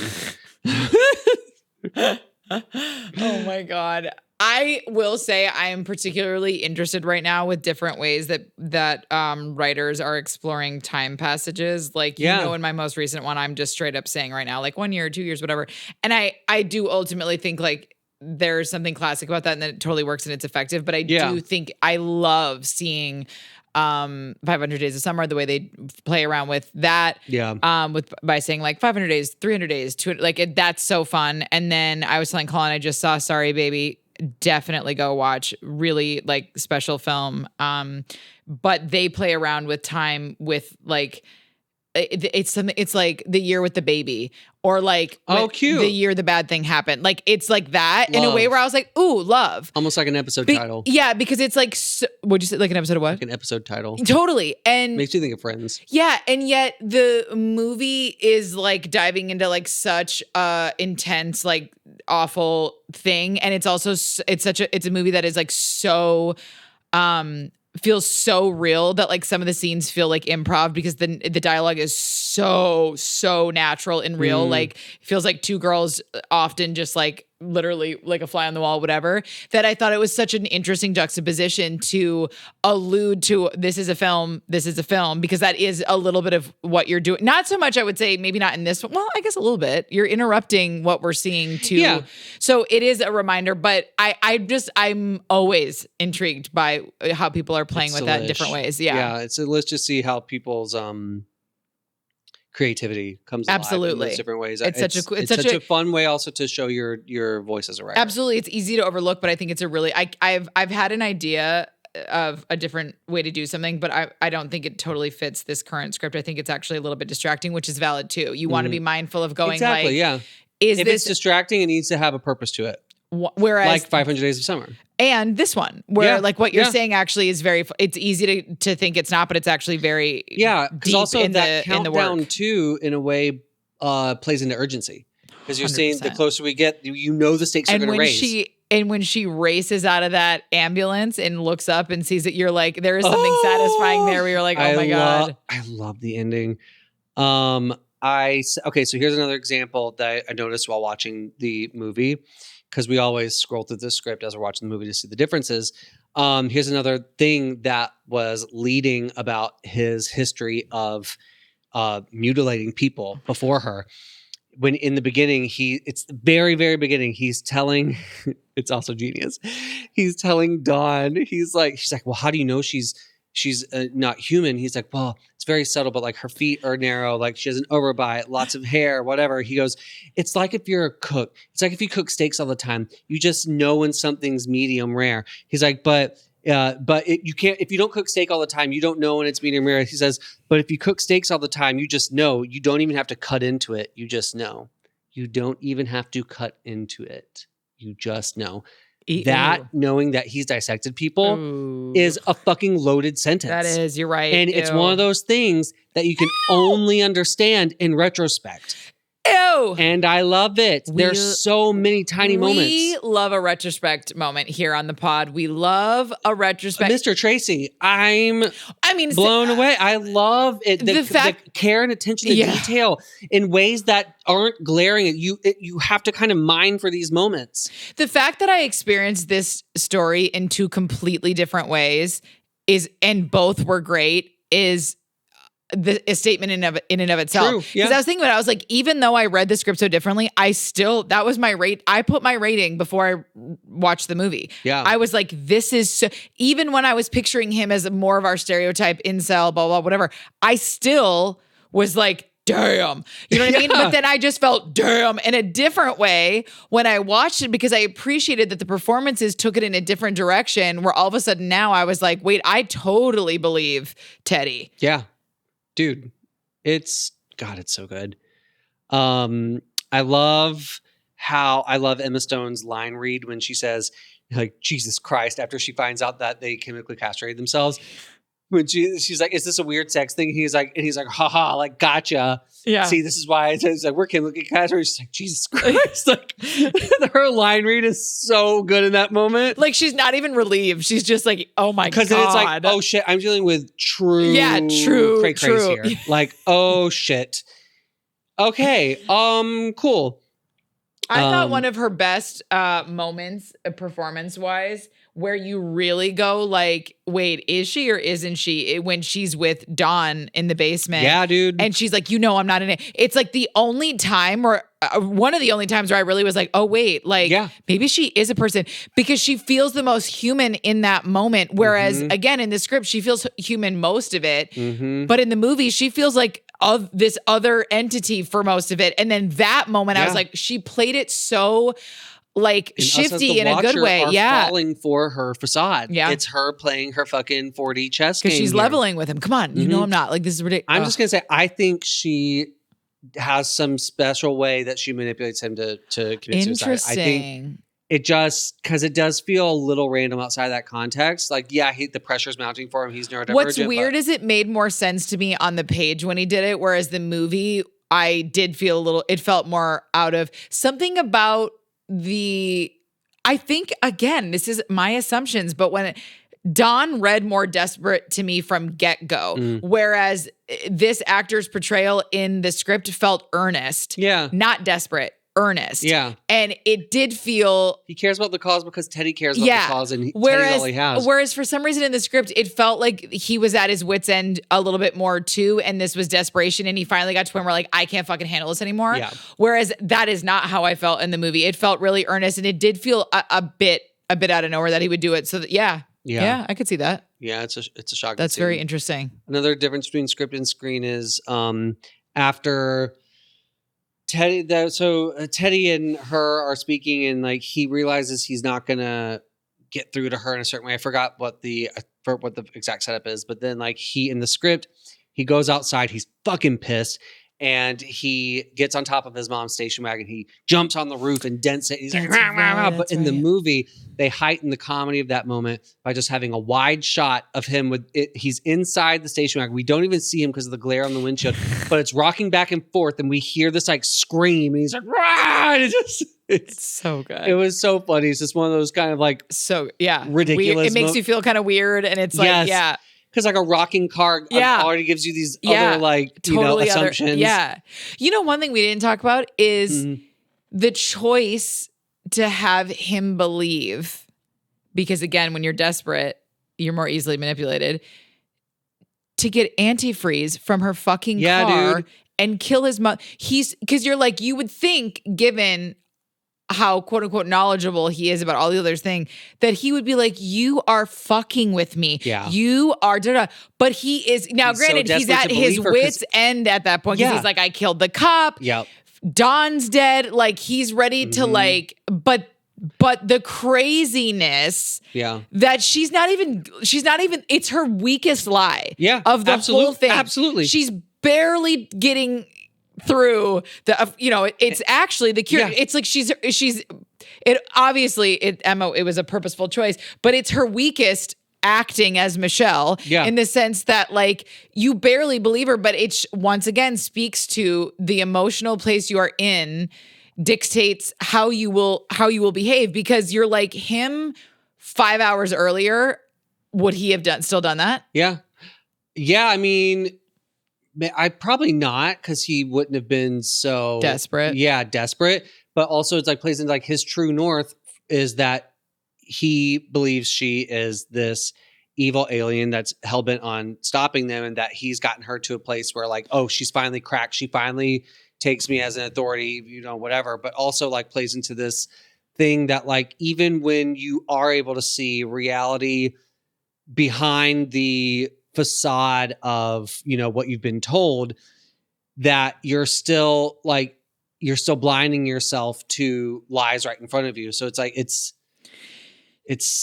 which again, really, that's so powerful. Yeah. Especially in the moments today. It's like you can see a certain truth, but then the thing that you believe is intrinsically a lie is telling you something that you're not able to fucking see as a lie when they're telling you it's a lie. Like you said, and it's the discernment. Yeah. And like you said, it's her weakest lie up until that point. I actually love that. Well, but again, it's a genius choice, because it speaks to where he's at, because it's not even like she's like, it's something else in her car that she's just trying to get a liquid for him to find. Like, she's literally saying it's antifreeze. But it's not antifreeze. But it's not. And you're like she would just have the cure rolling around in her back. Again, it's such a pathetic lie, but it works. And he kills his mother, and now he has to live with that. Fuck. It's insane. Crazy. That's all I have. Yeah. We've pretty much gone over everything else now that I'm looking at these. My last observation was from a difference between script to screen is that in the spaghetti dinner that leads to the fight scene of when he's like strangling her and they're going to like kill each other, in the script, it leads up to that fever pitch. He attacks her. There's this whole fight scene. And then she gets the upper hand on him. She has a fork. She's about to shove it into his eye. And then right before she's able to kill him, that way the doorbell rings. And it's a great like, oh shit, what's going to happen? And then Dawn comes over and hits her with the butt of the gun, and she passes out. In the movie, that scene, we intercut between them starting to fight. It's this big fight. She stabs him with the fork. There's this whole thing. Then we cut outside of the house, and we see the cop car pull up and park. And that immediately raises the stakes even higher, creates so much more urgency, because we know eventually, like, is the cop going to see this? Is he going to, be able to stop this? But then ultimately they still hit her with the pistol. They take her down to the basement, and we still have that tension between, is this cop going to see what's really going on here or not? But yeah, I love And then we have to be disgusted by his actual motive for being there. Unburdening. Truly. Gross. He's so nasty. What are your daddy do's? I have 2 daddy do's. I actually don't have a daddy don't. I have no daddy don'ts. I was like, I would be forcing it if I found one. Yeah, I have 2 daddy do's. Daddy do number 1, daddy do craft dialogue and action to tell a lot with only a little. There are so many moments in this script where the writer indicates so much about character with only a few words. We've said this before, but the first step to learn how to write is to do it well. The next step is to figure out how to say it as efficiently as possible without diminishing impact. So, yes, God. Daddy do number 2. Daddy do blur the lines between protagonist and antagonist. This is a story where you can paint either character as the villain depending on which perspective you're viewing them from. Giving your characters real reasons to feel the way they do and to fight for it gives the audience the chance to find sympathy and maybe even empathy in places they least expected it, creating a richer, more nuanced experience from script to screen. It also places your reader and audience in the driver's seat, giving them the ability to draw their own conclusions and decide for themselves who they should or shouldn't root for. Okay, so I laughed because my daddy do is one sentence, and it's make it impossible to find your villain. Yeah. This movie is what you just so gorgeously articulated. You are constantly questioning who and why, and it's because it's the Blue Valentine effect. But it's the thoughtfulness to go, I'm not going to make this easy on you. Yeah. And in turn, you are fully in the actor's seat. Okay, in the driver's seat, fully active, fully participating. You cannot rest back on your haunches and go, oh, well, at all. Yeah. You know, and I saw some person go like, this movie was so obvious. I'm like, bull fucking shit. It's not so fucking obvious because it's just not. I'm sorry. It's not. The first time I saw this, the whole time I was hoping, I was like, please let her actually be an alien at the end. That I need that ending because I love that. It would be great if she Yorgos always does it in like a cool fucking way. Exactly. Like, because Sev and I were talking about this. We watched it together. Sev did not like the twist. He thought he loved the movie. A lot of people didn't. He loved the movie up to the twist, but he thought the twist diminished the impact of the narrative. And I saw what he was saying, but then he was like, but I don't know how else I'd want it to end to be satisfying. And I said, well, you would kind of have to see her go back into her corporate world, and then we'd have to see that she is like, maybe they, like the whole thing about the neonicotinoids with the bees, like we have to confirm that they did do that to kind of cause CCD. Yes. You have to see that she is doing real evil things here, and that he was right in that way. Yes. And Seb was like, he would have preferred that ending. I think it's delicious to have her, because it's also, it kind of tosses the table over, because it's like, okay, well, she is so how am I supposed to feel? What am I supposed to take away from this right now? See, and again, it's an uncomfortable, it leaves you uncomfortable in that way that it has your gears moving. And I think it makes you uncomfortable because of the moment that we're in, though, too. Because it's like right now, I think it's an understandable hesitation to feel like the conspiracy. Well, I guess it depends on who you are. I think some people would want to celebrate the conspiracy theorist being right, but I also love that line that Michelle says to him. She's like, "You want the bees to be dying," and I thought that was such a fucking read too, because I think sometimes you can get so far down this stuff that you do almost want the bad thing to be right. Because otherwise, if it's wrong, then you're wrong, and your whole worldview is going to totally. Crack. And again, so it's like I understand Sev's feeling, and I saw a couple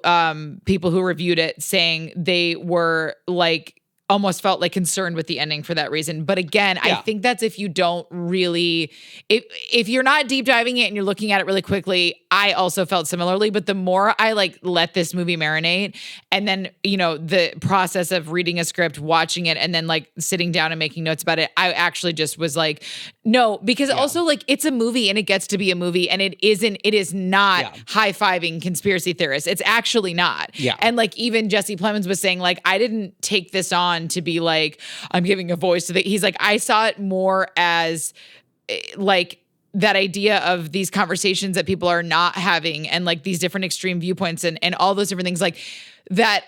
I do think that is the more nuanced take, and that like a movie gets to be a movie. Like that's just the truth. And and it's fun to see what's possible in what I loved about this movie so much is like, while I wouldn't always necessarily run to this genre, that being said, I was so grateful that I did, because I was like, this is like my top 2 movies this year. For sure. Because it's gorgeously a film, like in the sense of it reminds you of like what is possible and what without perspective, telling you how you should feel. Perspective, but also like letting it go in such an intense, crazy direction, and going like, that is what a film can do. That is what we can do with a film. Mm-hmm.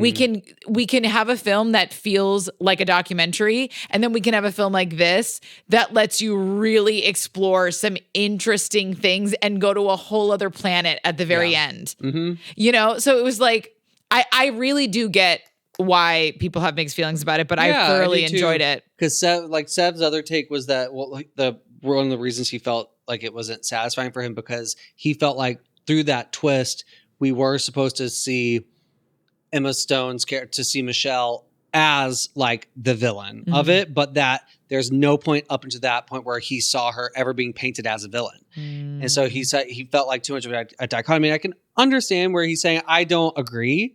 Because I think there's a lot that is implied that her and her company have done to people that we see through the trauma that Jesse Plemons' character has associated with like their clinical trials. But then you also have the the dichotomy of that, of like, this is someone who they don't ever tell us, but I assume that the mom electively signed up for that clinical trial. You can't really force people into clinical trials. The money, it's yeah. But also too, you're also like, but she also decided to end humanity. Yeah, and that's not necessarily. She decided that's not a good thing. She didn't need to do that. She could have let it play out the way it was, and she decided that their experiment, they got enough from it. And although remorseful, done.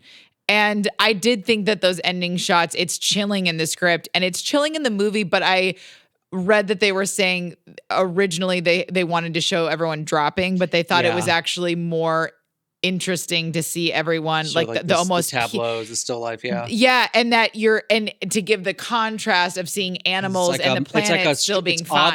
It's like this contrast of like it's an oddly peaceful sight. Yeah. But then like Yorgos was saying, he wanted to show with those he's like, there's so many moments we could have shown that we even thought more up after we filmed, but that he wanted to show all the bad things that would be now solved with people dying, but also the good things and the beautiful side of things that are gone now too, like the human connection, stuff like that. And I was like, it's art, because it leaves the audience up to draw their own conclusions, and everyone can watch this and have their own takeaway. And that is powerful storytelling. And the truth is also, what made me go like, yeah, the ratings are staying high too, is I haven't stopped thinking about it since I watched it. And to me, whether you love or hate a film, if you can't stop thinking about it, it did its job. Period. Exactly.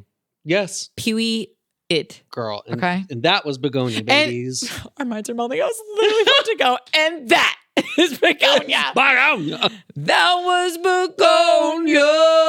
That was Bugonia. Starring Emma Stone. And Jesse Plemons. Directed by Yorgos Lanthimos. And on that stunning note, we love you. And we'll see you next time, baby. See you next time.